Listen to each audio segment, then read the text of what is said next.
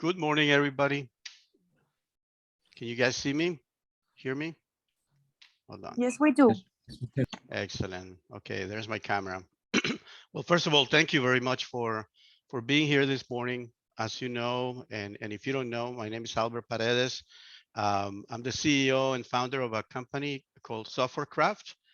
We specialize in software development outsourcing, and also in staff augmentation for the financial services clients, mostly in the US. But I'm also a member of Global Chamber Costa Rica, and also a member of the regional desk for Global Chamber. And this is one of the monthly events that we are doing this year. We're just recharging the Global Chamber regional desk all around the world. If you guys don't know anything about Global Chamber, anybody that's here that doesn't know about Global Chamber, imagine your local chamber of commerce on steroids, right? So Global Chamber has a presence in over 200. It has presence over 100 countries right now, with more than 200 chapters around the world. So if you want to do business with people in your area, outside of your area, in the US, in Europe, in Africa, in Japan, you can count on being able to reach those connections through Global Chamber. So I invite you to learn a little bit more about Global Chamber. You can go to the website, globalchamber.org, to get more information. So we're going to get right into it. Today, we have a pretty interesting topic, and it's centered around cryptocurrencies. You know, there's a lot of hype right now.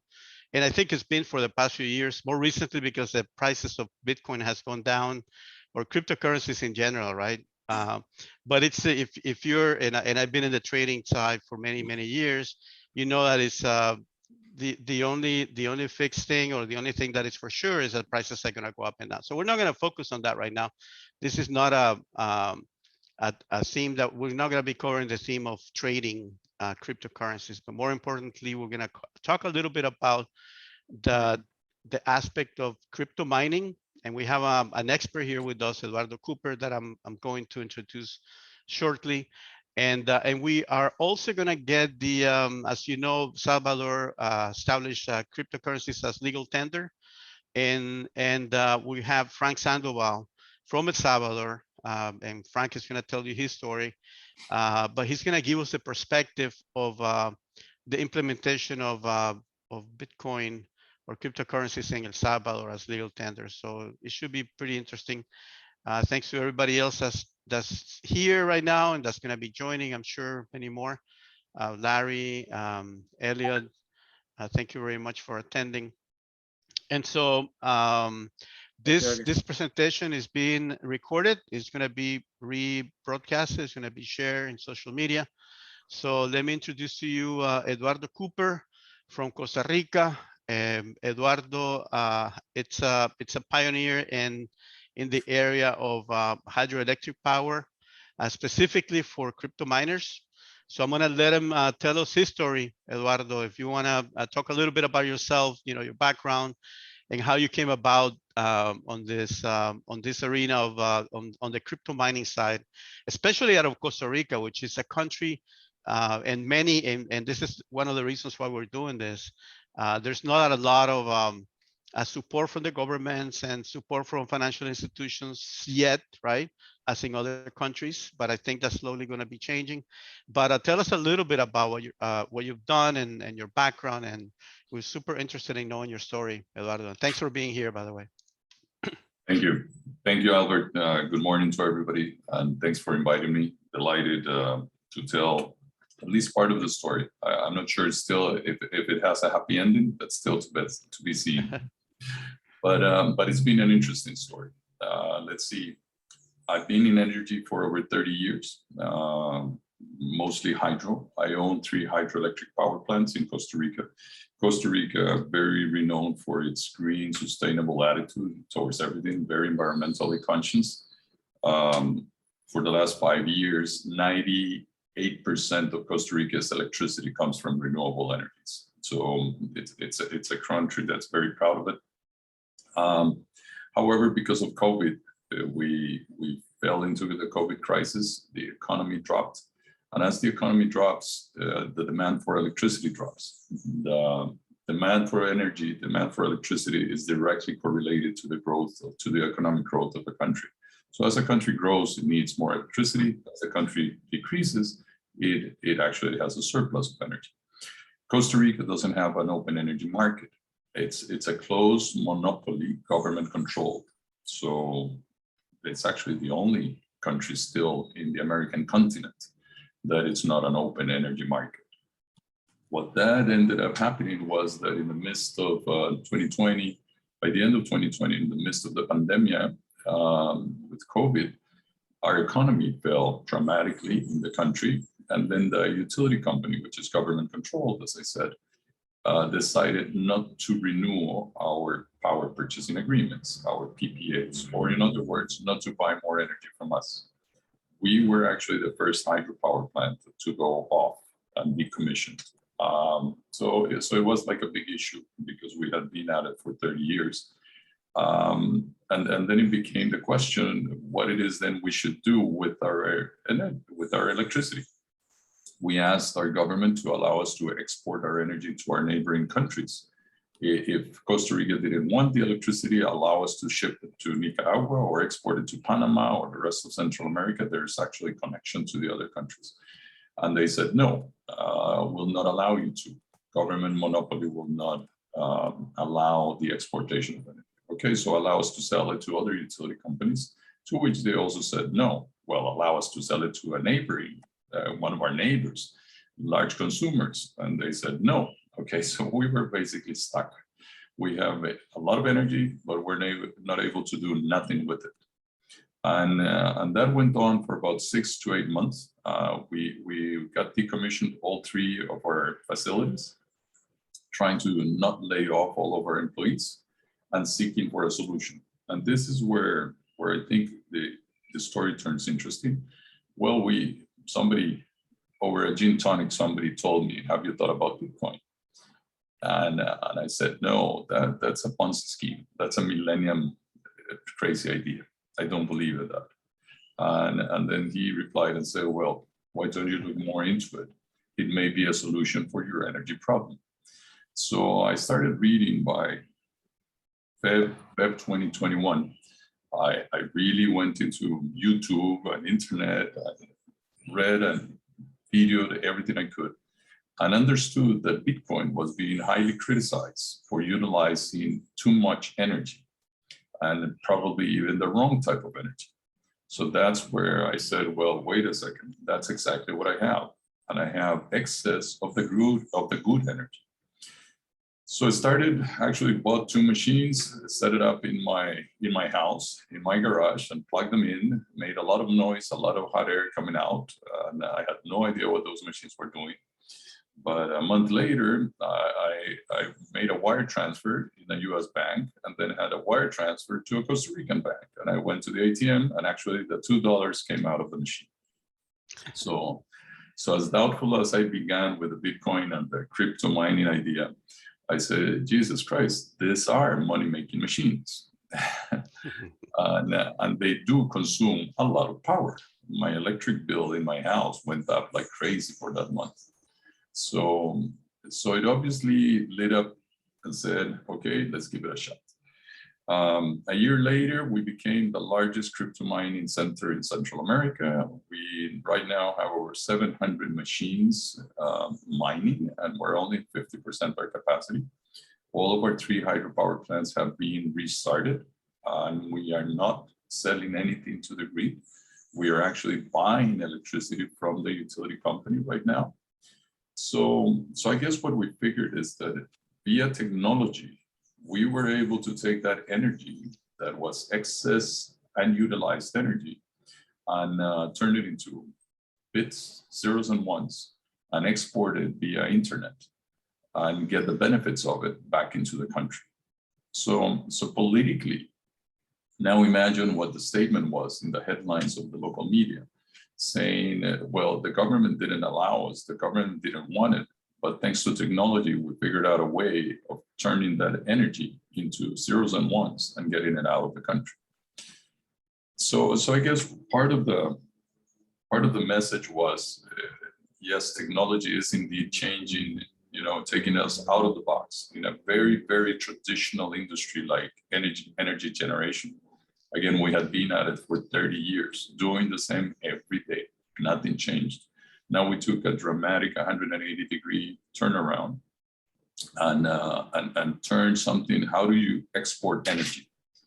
Well, it used to be that you needed power lines. Seems not necessarily the case anymore, thanks to technology.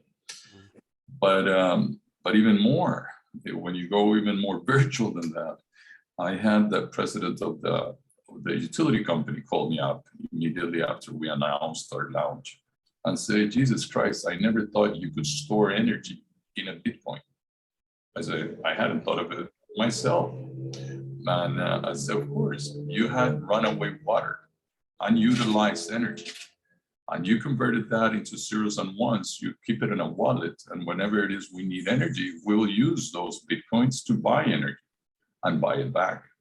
So the large reservoirs that we used to create, we used to dam a whole valley. That's not necessary anymore. So I think there's a tremendous attitude out there in the world saying that the cryptos and the digital assets are overtaking power. And that is true.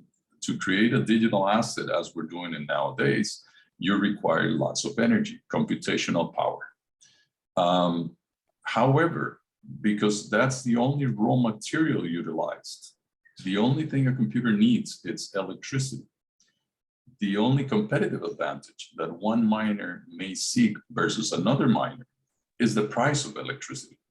So what ends up happening is that mining will naturally go wherever there's excess power.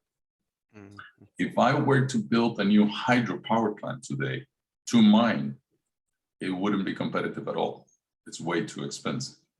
But if I am able to take the miners to wherever there's excess energy, unutilized energy, then it becomes competitive. So what I started to understand in the world arena was that mining actually has no barriers of entry and it recognizes no geographical limits. It's very easy to take a computer, put it in the other corner of the world, plug it to internet, and you're mining. And it's basically mostly, for the big chunk of it, it's unregulated. So nowadays you have countries like Paraguay that has had excess energy for 50 years out of one of the largest hydropower plants in the continent. Well, now Paraguay can make use of that. You have countries like Iceland that has geothermal energy and has always had a lot of energy, but it's an island. So it has not been able to ship out that energy. Of course, Iceland has become a main center for crypto mining and so forth. Canada has excess clean energy, so it's also doing it. So what we're starting to see probably it's the acceptance of the digital asset per se, and two, thanks to technology, the utilization of excess energy. I think it's wrong to go out there and say that digital assets are just burning up more fuel and contaminating the world even further.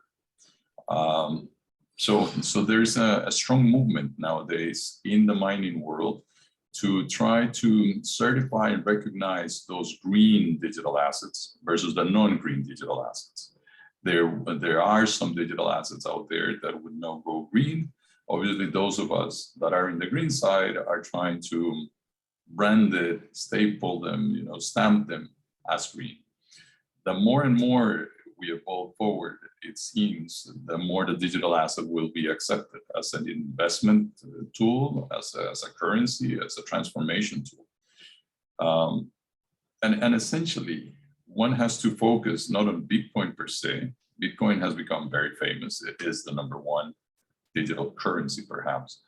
But it's really the underlying blockchain concept that's transforming our society. For most of you here, I don't know how many of you really know the underlying as to how Bitcoin operates and how the whole thing works. I can tell you a year ago, I was totally skeptical and I had no idea what it is. Today, I think I only know about 10 or 20% of it. I haven't learned as much as I need to, but it's amazingly the transformation that the blockchain concept is bringing us through. In essence, when the blockchain was created, I think the main fundamental pillar was a deconcentration of control. Not one single entity should ever control whatever it is we do, but have a system by which we as society can interact one another and trust each other. And how do we go about doing that? You know, for our society history, 2 million years, it's been impossible. Everything ends up in somebody making a decision. Well, blockchain comes forward and says, no need for that. We will each cover each other's back. And essentially it's worked so well that when one looks back into Bitcoin, Bitcoin has been around now already for 12 years and it's never been hacked. It's never been hacked. And it's actually very difficult for it to happen because the same principle that overlays it.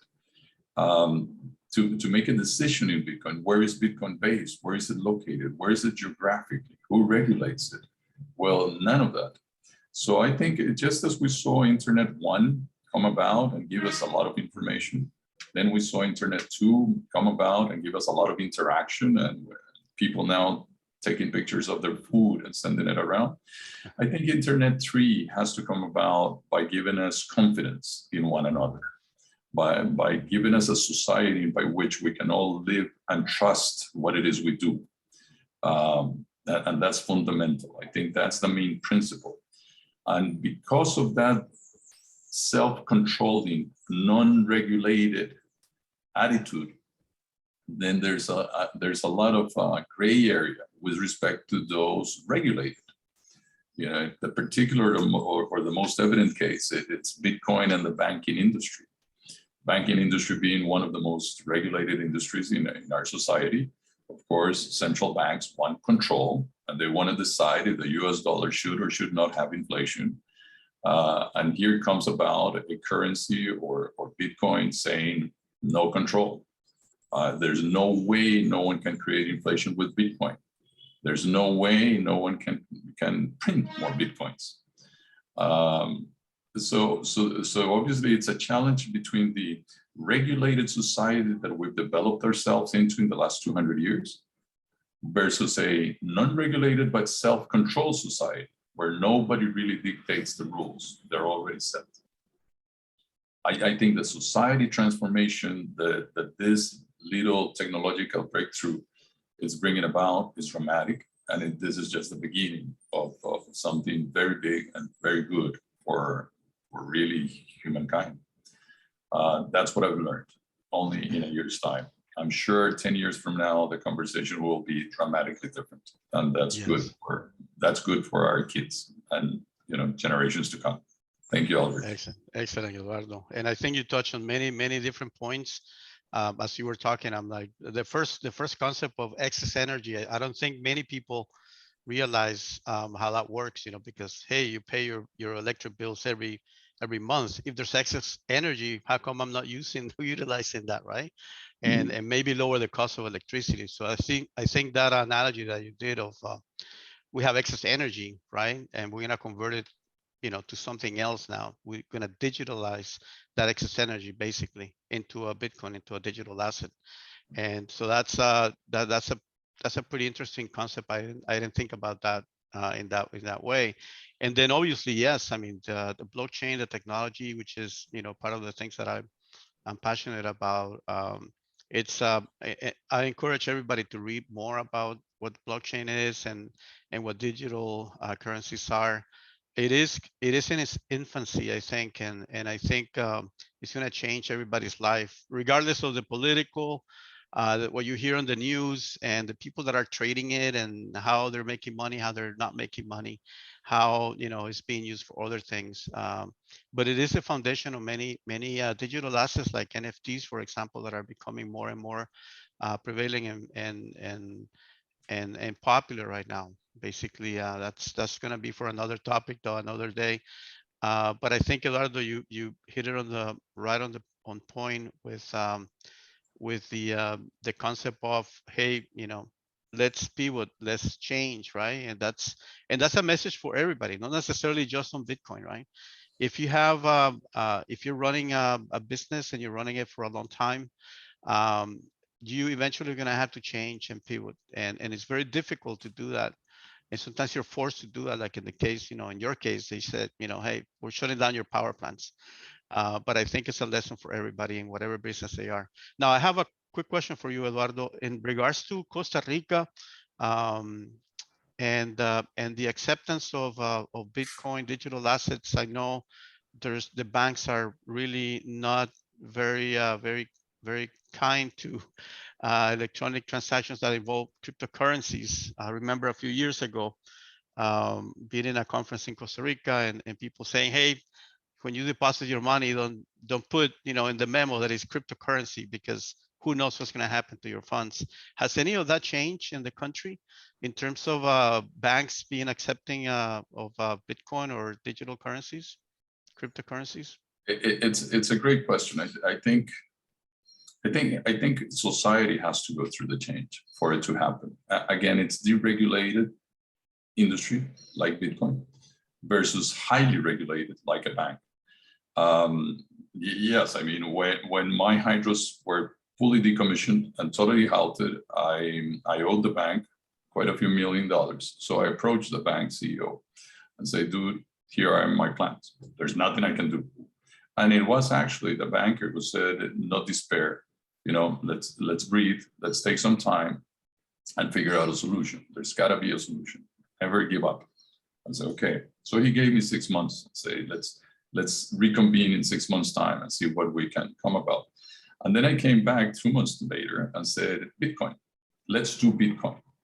And the banker, turns around and said, no way. That's just like the dirtiest word you can tell me. I said, okay, so then the hydros are yours. I said, okay, so let's do it, but let's not call it Bitcoin. Let's give it another name. And that's why we're called DataCenter there in Costa Rica. Why didn't we call ourselves Bitcoin? Because the banker doesn't like it. Okay, nowadays I sit in the board of the Costa Rica Blockchain Association. We've met with the Costa Rican Central Bank president already 4 times, and we have a little commission at the presidential level by which we're trying to convert Costa Rica from crypto tolerant to crypto friendly. Okay. There's a thin line between that and saying, well, where do I accept something that's totally new that I don't understand? And I think the negative attitude comes out of lack of knowledge. My same attitude 1.5 years ago, I said, these are millenniums. This is a Ponzi scheme. Well, that same attitude has to go through society to understand what it is that digital assets stand for. And what is a dollar more reliable than a Bitcoin? Particularly in recent years, yes, recent months, recent weeks, and then one has to go through that. Just as when we had the first internet, it's a process. I don't see it overnight, but it's going to have to happen, and society will have to regulate it somewhat to accept it. I hopefully not fully, but it's a balance between fully regulated, like a banking system is right now, to not regulated at all where Bitcoin stands. There's got to be a happy medium somewhere in between. Excellent, thank you. That's a good point, and thanks for the info. Just a quick question. Have you seen anybody else in the situation that you were in that is already converting to crypto mining in the rest of Latin America? You mentioned Peru, right? Specific to Latin America. Do you have any other examples? Mm-hmm. Well, more and more, I think the more awareness that gets created around this, and the more that we're in the media and everybody listening about it and learning about it and investing in it, going about and buying a Bitcoin and selling a Bitcoin, I think there's more and more people that are in the energy industry saying, whoa, this may be an option for me. Of course it is. When you think about it, the way electricity works, you always have to have excess capacity. Because energy, you cannot store it. It's one of those assets that you don't have inventory just sitting around waiting for us to turn the light bulb on. Whenever we turn the light bulb on, it's got to be produced somewhere else. Electrons move instantly. So really what ends up happening is that all utility companies in every country have excess capacity. And that excess capacity is there just in case that all of us turned all the lights on at the same time. Right. So really grids are never at 100%. Grids operate mostly at about 60, 70%, but that 30% extra capacity, now we figure out something we can do with it. Excellent. And if we do that 30% extra capacity, now we're making better, more efficient use of our already installed capacity. So it's efficiency at work if we accept the new technology as it is. Excellent. Eduardo, thank you very much. I think it's been very eye-opening for many of us, I'm sure, and I'm sure we'll have some more questions. We're going to turn now to El Salvador, Frank Sandoval, and Frank is going to tell us a little bit what it is. I mean, he's from El Salvador, and Bitcoin is a legal tender there, and so I think, it's probably ahead of many different, many countries in Latin America specifically, in the sense that they adopted it. But how is it working out for the people that live there? I mean, I'm very curious to see what the day-to-day is. When you go to a store and you buy a gallon of milk, are you still using, how are you doing this transaction? Or it's not at that level yet? Is it at a very high level? So we're going to turn it to Frank. Frank, are you there? Yeah, I'm here. Good morning, everyone. My name is Hey, Frank Frank. Sandoval. Yeah, if you want to talk a little bit about yourself, first, so everybody gets to know you a little bit, and then if you can give us a perspective, as a citizen of El Salvador, how does it feel that your government, set up your currency or cryptocurrencies as legal tender? Maybe you can explain a little more how that works. I'm sure that we're very, very interested in hearing about it from you. And thank you for being here, by the way. Oh, you're very welcome, guys. First of all, my name is Frank Sandoval. I'm actually a founder of an organization called GENS, as an NGO based in El Salvador. We are dedicated to promote professional and economic development in young entrepreneurs. And I'm also a member of El Salvador's local government. I'm part of Ilopango City's government. And I'm responsible for the formulation of high impact projects within the municipality. Obviously, that includes also Bitcoin, right, projects. Also, as a third one, I also act as a business operation manager at Los Costel, which is pretty much a cost reduction company, which is all US and Canada wide, which is with over 10 years of work experience. And in addition, I have been working in the industries, as I said, cost reduction, telecom, contact centers, technology. In my case, well, I have been able to work with many countries from Central America, which is El Salvador, Nicaragua, Costa Rica, Honduras, Guatemala, but also I've been able to work with USA and Canada, in addition with Jamaica, which is a totally different thing. When Eduardo was talking about energy and everything, I was like, okay, this is something that definitely should work in Jamaica, for example. They have very few millions. Actually, there's just 2.5 million of people in there. So it's something that should work, right, in that area to increase their economy, as they are a very tiny country. But in this case, I'm going to talk about, well, I would prepare something, a timeline, let's say, for everyone to understand how Bitcoin start working here in El Salvador. And Albert had a very good questions that, to be honest with you, I think that for us, we think that it's basic questions, because we think that everyone knows how we're doing it already, right? But, the difficult part is, I think it's the media that does not transmit the correct information. Sometimes they just transmit what they want, not what we need to know. And I think I'm going to start talking about the violence or gangs, let's say, first, because it's something that first we need to know in order to know why we started the adoption of Bitcoin.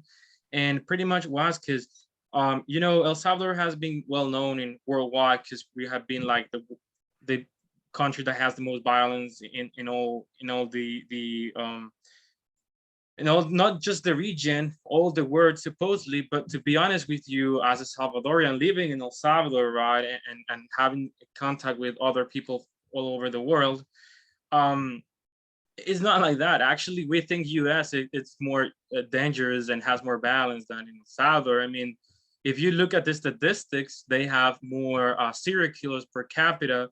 They have more people in prison per capita. I mean, we only have 6.5 million people here in El Salvador, and around another 6 million more in US or all over the world. So it's, let's say if we include everyone, it's around 12 million people all over the world. US have tons of millions. And that's not just US, right? There is a bunch of countries that has a very high amount of violence. And the difference is the media, right? The media here in El Salvador, well, not just in El Salvador, everywhere else, just sells violence, sells Negative news. what they want. I'm sorry? Negative news. Yeah, Sells. I mean, negative news sells, right? So we all know that, right? The problem is that, for instance, how you transmit information from a country who speaks Spanish and then go into English, because people here in El Salvador have never cared about sending the right information in the right language. So that has been the problem in El Salvador. And which is funny because here in El Salvador, we have a very high population of people who speaks English as a pretty much second or native language, let's say, because we started learning since we are like very young, right? I think Costa Rica is also another example that has a very good population who speaks English. And I think that the most important part is talk about that violence, because that is like one of the main topics to talk, because it's the point of inflection, right? To do the next move. It's one of the points of inflection, right? But there's several points, but that's one of them.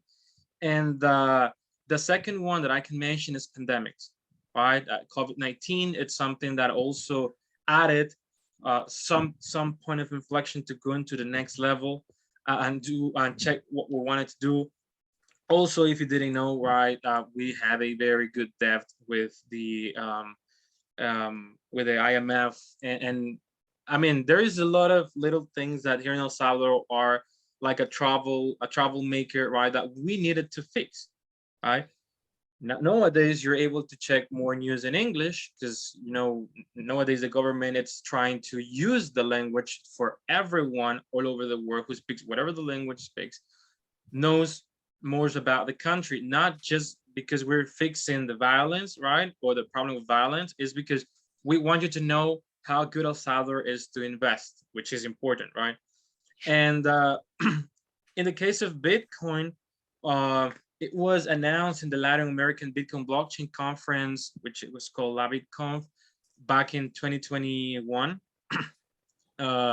So as you said, Albert, we're the first country all over the world to adopt Bitcoin because of those points of inflection, right? That we were needed to try to fix at some way. The debt, I think everyone has, well, Eduardo said he had a debt, right? And he tried to look for a way to overcome that debt, right? And the thing is that when we applied back in September 2021, we did it through a electronic wallet, because you asked that, Albert. The wallet, it's called Chivo wallet. If I translate it, pretty much is cool wallet in English. Okay. So it's like a regular, it's like a cool word in El Salvador. So everybody in the country, I'm sorry, everybody in the country got a wallet automatically? Day one? Yeah, that's wow. Very good question. Actually, yes. Actually, the Chivo wallet's pretty much a governmental wallet, and everyone who has a ID with our IDs, we can create our accounts, and every account is already created because they took the database of the IDs of El Salvador's government to put it as a database from the Chivo wallet, so you can get everything. I mean, and that one automatically provides you with they gave us $40 per person, so you can have it on your Chivo wallet for you to start using Bitcoin. I mean, to incentivize people to use Bitcoin. So I think it was a very good idea because people was, let's be honest, people was more interested in the money rather than how Bitcoin works. But the good thing about this is that people started to be more interested in the topic. And that was one of the topics where I was going to talk later, but even though I'm going to say it, is that in a financial way of thinking, El Salvador is very far away from having a society who is financially educated. It's hard to say it, but it's true. I mean, not just financially speaking, it's pretty much all this type of educational topics. So the way that you make people interested in something, it's give them money. Always works. I mean, it's a strategy, right? It's a strategy at the end. It works. Actually, I have, well, just to show you like a little bit, I have this one right here. I have like $80 just to try. And then you can convert it from US to Bitcoin. Here you can see the transactions. You can send and receive money. Actually, if I click on receive money, just for you to check, I have a QR code. So you can scan it and you can pay me, or I can say payments. So it's pretty interesting, right? This platform that allows people to use Bitcoin. So Frank, I'm sorry to quick question. So everybody has a wallet. Well, they have the ability to create a wallet. Obviously, not everybody created a wallet in the beginning. Yeah, that's whoever correct. wants to, they have their information. The government put it in some database. So I go, I create a wallet, and then I get my $40. But the $40 change every day because Bitcoin goes up and down, right?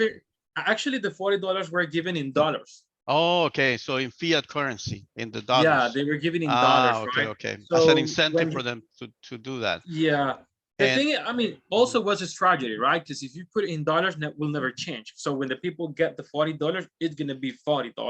Because if you say, I'm gonna give you $40 and you put it in Bitcoin, and probably when you receive is gonna be higher, or probably is gonna be lower, right? Depending on the time that you get it. I understand. So yeah, everything went into a strategy, right? I give you $40 exactly. You can put it in Bitcoin so it can fluctuate, right? Or you can spend it in Bitcoin or in dollars, because you can transfer money in dollars, let's say, but when you transfer the money to another wallet, it goes automatically transferring to Bitcoin and then into dollars again.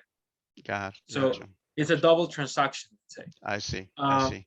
Okay, so go ahead, continue. I'm just curious how this works on an everyday basis. That's good. That's a very good question. So the next one is why we adopted Bitcoin. Like everyone asked that. I mean, to be honest with you, I have received people from municipalities from US and other municipalities all over the world. And they always ask, why do you think you guys adopted Bitcoin? And I was like, if I'm too honest with you, with all of you guys, I mean, it's several outbreaks from the past, right? I mean, we had a civil war back in the 80s that we haven't recovered. We had a Sons of the War back in the 90s that created the gangs that came from US to El Salvador. I mean, just to do that FYI, right? The gangs were not created in El Salvador. They were created in Los Angeles, in the United States. Right. And they were imported to El Salvador. So, but the Sons of the War actually were created in El Salvador. Yes, because they were the people who were left over from the civil war here in El Salvador. So, and another point of inflection back in the 80s and 90s, it was education also. Because people didn't have access to educate themselves, and they wanted to educate. They wanted to have more. They wanted to be more financially stable. So if you see, if you take a look at this problem, it's not something from 2000s, right? It's something from the past century. Right. And then 2000 to 2010, we have the gang increased violence. We have problems with the economy. Actually, the only two period of times where our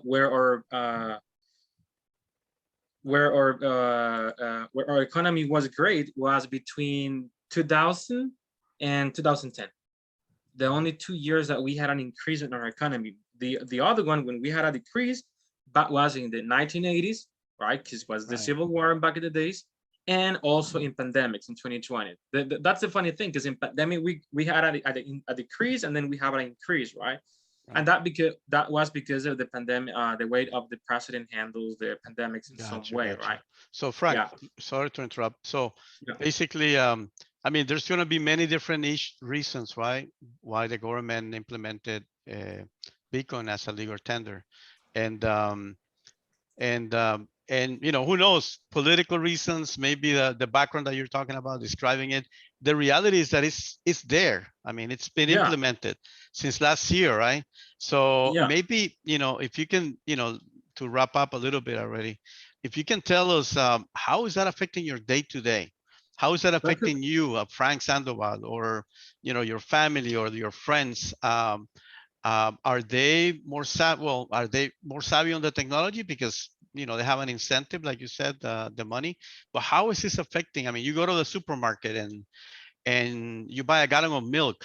Can you pay in Bitcoins? Sure. I'm just Sure. curious how Actually, that works. And I think yeah, a lot no, of people have that question here. Actually, it's a very good question. To be honest with you, the Bitcoin law that I was talking about, Mhm. the law itself, or it's not that complicated. I mean, it's like 2-3 pages. It's like 15 to 20 articles. It's super basic. I'm a financial economics master degree, and I can tell it's super basic. I mean, it was just to pass the bill, get Bitcoin, apply for the first, and then let's see how it goes. Right? That's pretty much. And I'll be honest with you, but they have been trying to be implementing additional things to get it work. And one of them is that you are obligated to accept Bitcoin.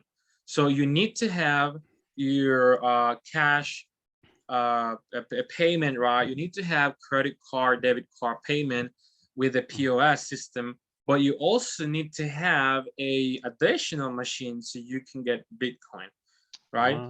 Okay. Yeah, so all the companies are obligated to accept it, and if someone does not accept it, you can go to put to go into the law system so you can sue them because they are not accepting Bitcoin. So yeah, now that's another thing is that yeah, it's penalized, but we haven't got any article about that. So you can be penalized without nothing because there's right now nothing.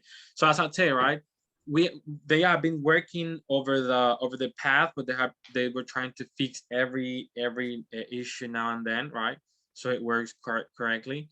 But yeah, you can definitely go. Actually, a couple of friends of mine just bought a laptops, a master bedroom with Bitcoins in big stores here in El Salvador. There's actually no problem with that. Pretty much the only problem will be if you don't have internet, right, to accept the payment. Okay. That's pretty much the only problem. And do you see people paying with Bitcoin? So I understand the accepting, right? As a business, the government says this is legal tender. You have to accept this as payment, right? Received from your customer. Do you see that? Do you see people using it and paying with Bitcoin on a regular basis? Like you were mentioning your friend buying the laptops and all that? Yeah, so you're right. I mean, people here just buying things with Bitcoin in the supermarket. I've seen people in the supermarket, hey, can I pay with Bitcoin? And the person, she was like, yeah, of course. Just give me your QR code and I'll take the payment. Also in the municipality, for example, we just bought our first Bitcoin a couple of months ago in the municipality, and we already have a wallet to accept payment of the municipality payments in Bitcoins. So we as a municipality, for example, we are able to accept Bitcoins as well. So yeah, we are receiving payments every day for your taxes, municipality taxes, right, and everything. So yeah, it's pretty right now. It's pretty normal. And one question that you asked in regards to education, to be more tech savvy, right? Yes, actually, the problem here in El Salvador is that the young people, it pretty much is not interested in knowing more on how to use a cell phone to check social media, right? And they don't go know more from there. So now with Bitcoin, they're trying to learn how Bitcoin works, which is the process to create a blockchain. How do I create a contract using blockchain? How do I mean, there is a lot of questions people is getting right now and trying to get to know more information about how the Bitcoin itself and also the blockchain works. That's very important, not just here. It's important in all over the world because at the end, what Bitcoin is about, it's a technology that allows to get our lives easier, right? And to be more conscious that we can have a, let's say, well, Eduardo said something that we can have a reserve currency, right? Yeah. Because it's important to know how to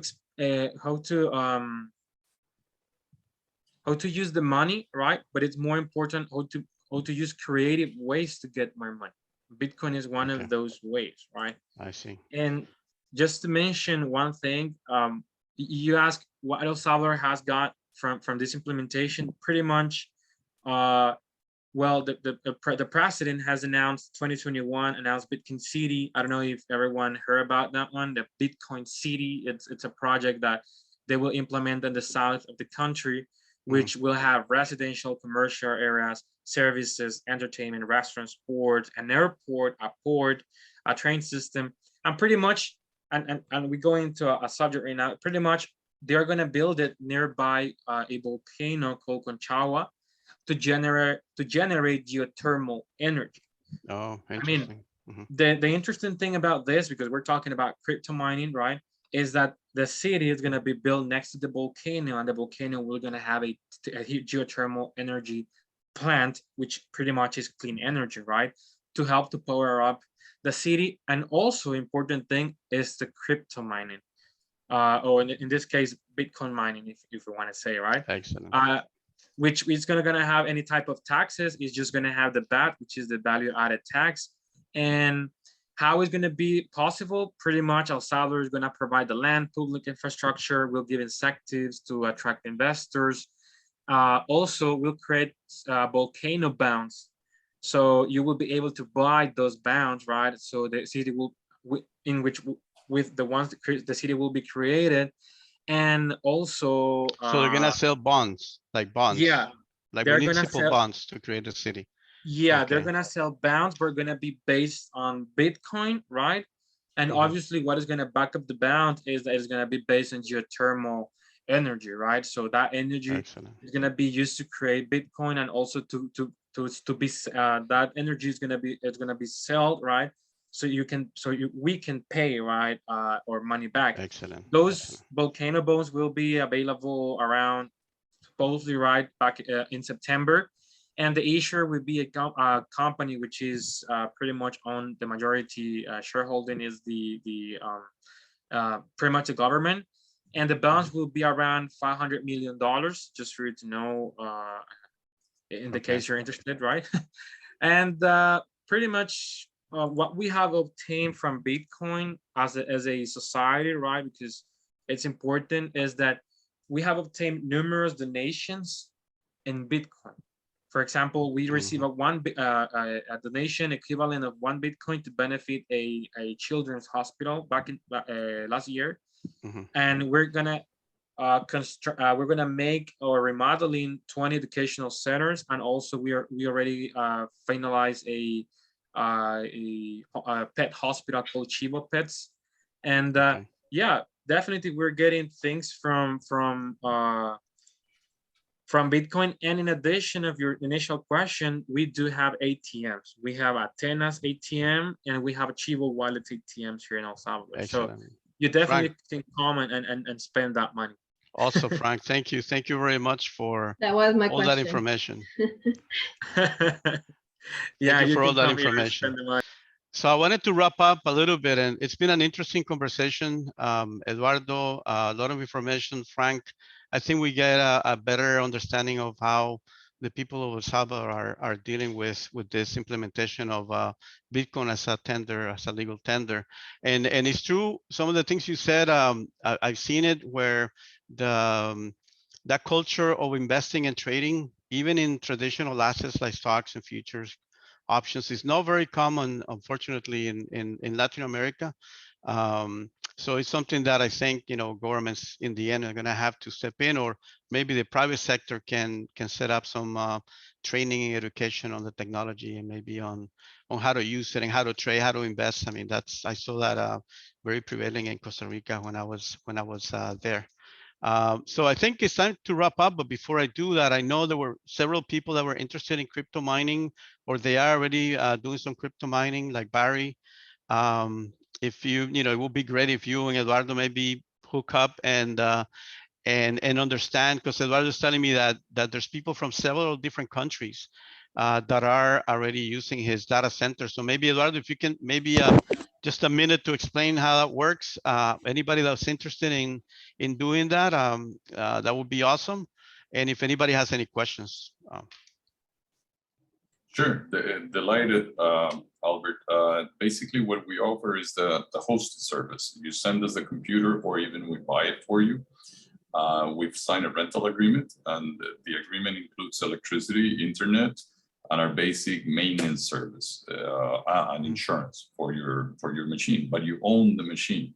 Then we program it, and you put it into your wallet, your pool, and we run it. You check it out of your house or in your iPhone, and you see how much it is mining. We charge you basically based on the energy consumption of the machine that you're installing. There's a lot of different type of machines. Some very fast, some do multiple currencies, some do a specific currencies and algorithms. Mm-hmm. So I suggest you go into the internet and seek which are the best machines. There are calculators in the internet. You just put mining calculators or Bitcoin mining calculators that will let you plug in the variables, like what machine you're utilizing, how much are you being charged for energy, and that will tell you how much money you can make a day. So calculating your return on investment is not that difficult, and it gets you into the new future, I guess. Delighted. Awesome, thank you very much. And we only have a few more minutes, but if anybody has any questions specific for Eduardo or Frank, you're more than welcome to ask that right now. I think we were planning to do an introduction of a few members, but I don't think we have enough time for that. But if you have any questions, notice I see you have. Let's go to Barry first, because we're talking about you were interested in that, and then we'll get to notice. Barry, go ahead. Yeah, it's Eduardo. Did I get it close? Your name? Eduardo. Yes. Eduardo. I am already doing Bitcoin mining for the last year with 12 machines and have it hosted and bought them in a company. But how do you deal with the price if the price, let's say, went really, really low, and the electric costs and all of that could really hurt? And it's all temporary, I know that, but is there a way that you manage that so you don't have an issue with Barry, it ends up being an investment by which you are speculating on the price of Bitcoin for one, but you're also speculating on the difficulty ratio of finding the next Bitcoin, and you're also speculating on the technological advancement of the next machine, because the next machine is going to behave more capable than the previous machine, and that's just going to make it more difficult for the older technology. So yes, one of the ingredients being energy, absolutely. I think what I've done so far in my last year is that I negotiate. To be honest, when one of my customers calls us up and says that the numbers just don't match, I'm not longer making a profit out of this business, then we negotiate at what energy price it is you want. If I'm able to lower that price, I will. If I find that other customers are doing it better because they have probably a better machine, I may not, because I have to adapt myself to that technological change as well. And it has to do more with the obsolescence of the older machine and the new machine coming about. Yeah. Eduardo, I also think people don't understand that you want to acquire as much Bitcoin as you can. Even the price doesn't matter if Bitcoin's going to go up to $1 million. So yeah, it is speculative, but it's pretty predictable in my view. Thank you. I think most miners invest not to speculate on the price, because if you want to speculate on the price, do not mine. Just go out to the market and buy the Bitcoin, and then you're a speculator. Yeah.